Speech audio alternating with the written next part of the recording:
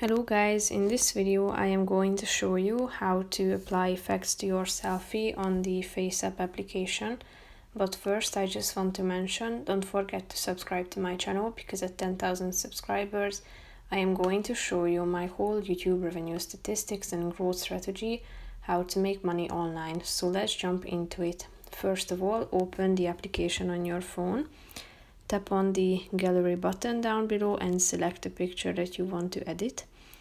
After that, you should click on the impression button down below, which is the first option. Here, if you slide to the right side, you can see that you have many effects that you can apply to your photo. The first one is Hollywood 2. As you can see, it's being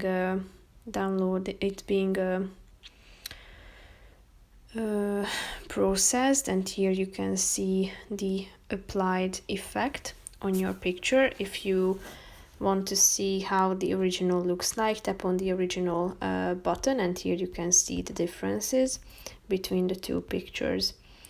If you want to try out the other effects, just slide to the right side of the screen and you can tap on the relevant one that you are interested in trying, but you should go premium or go pro on this application in order to try out the other effects as well.